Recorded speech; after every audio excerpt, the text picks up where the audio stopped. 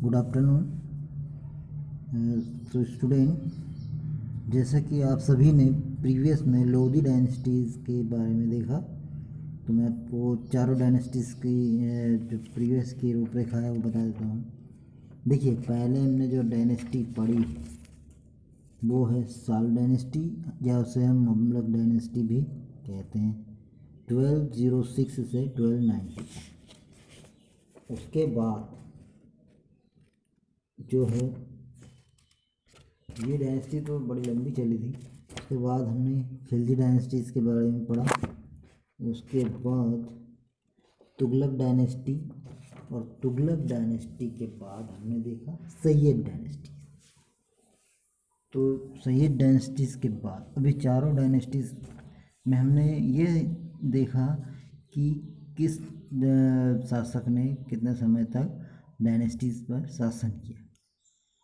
अब हम देखेंगे कि जो सल्तनत का जो एडमिनिस्ट्रेशन है, यानी कि प्रशासन, उस समय का जो प्रशासन था वो किस तरह का था, इसके बारे में, क्योंकि अभी तक हमने नहीं देखा उसके बारे में, तो नेक्स्ट हम इसी पर चर्चा करेंगे।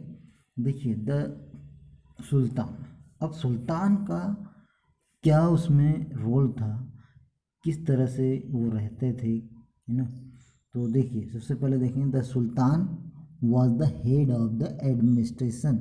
जो सुल्तान जो होता था वो उस वहाँ का हेड होता था, जिस जो शक्ति था, एक तरह शक्ति ही था, है ना, प्रशासन का प्रमुख। The language of administration was Persian. उस समय की जो लैंग्वेज थी वो पर्शियन थी। He was advised on affairs on the state by trusted nobles and judicial and religious matters by the ulema। ये धर्म से रिलेटेड अलेमा जो थे, है ना, वो इस पर लोग विश्वास करते थे, ट्रस्ट करते थे, ठीक है। उसके बाद drive to power by the introducing the divine right of नीसी, the ruler in is the representative of God on earth. सब महसूस करते थे, क्या करते थे, सब आपसी संबंध से जुड़े हुए थे, रिप्रेजेंट करते थे भगवान को, कि पृथ्वी पर भगवान है, सब मानते थे उसको। राइट, एक शक्ति है जो अदृश्य है, इस तरह से वो लोग मानते थे।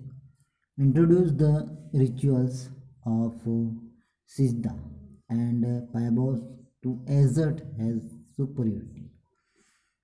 अब जो सिजदा जो होता था और पैबोस जो होता था, सिजदा में लोगों को घुटने के बल राजा के सामने सिर नीचा करके झुक करके सलाम करना होता था, और पैबोस में भी वही उसी प्रकार से, है ना, राजा के सामने कोई सिर ऊपर करके बात नहीं कर सकता था।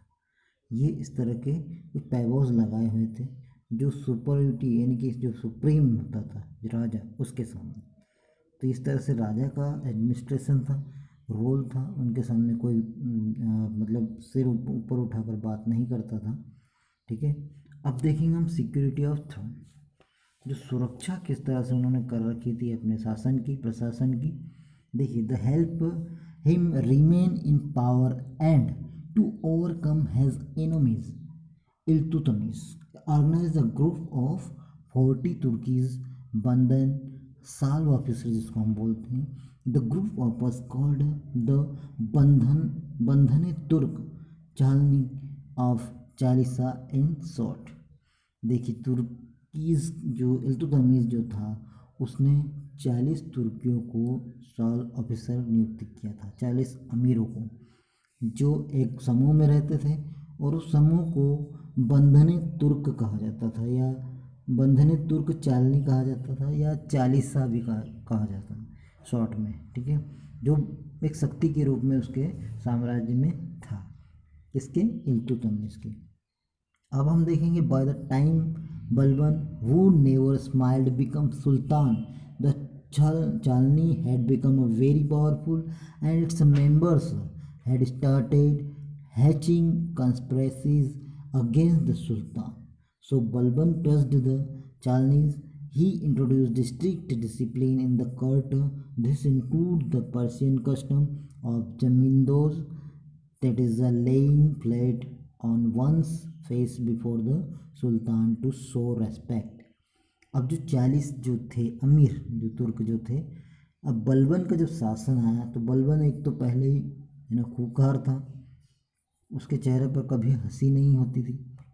तो जो चालनी थी बिकम अ वेरी पावरफुल, शक्ति थी उसके साथ।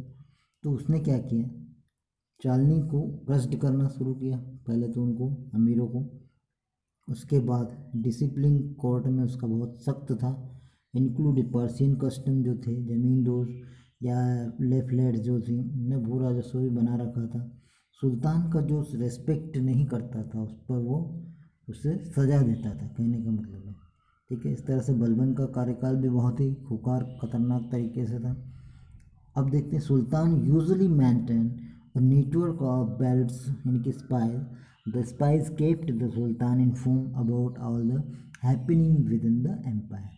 अपने प्रशासन में, अपने शासनकाल में पूरी तरह से वो जितना भी नेटवर्क उन्होंने फैला रखा था वो बेल्ट के आधार पर, मतलब एक तरह से बैरिकेड्स लगाए रखे थे, पूरा जो मेंटेन कर रखा था एक तरह से उपयोग। सुल्तान का जो भी है, जो भी एक तरह से जो हम देखते हैं ना, कभी जैसे मान लो बाउंड्री है, जैसे बाउंड्री पर पहरेदार रख रखे हैं और जैसे ही कोई बाहर से अटैक करता है तो उसको इन्फॉर्म किया जाएगा सबसे पहले।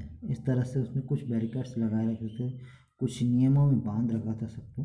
ठीक है, तो अगले वीडियो में हम रेवेन्यू सिस्टम देखेंगे इसका। ठीक है, तो चलिए मिलते हैं नेक्स्ट वीडियो में।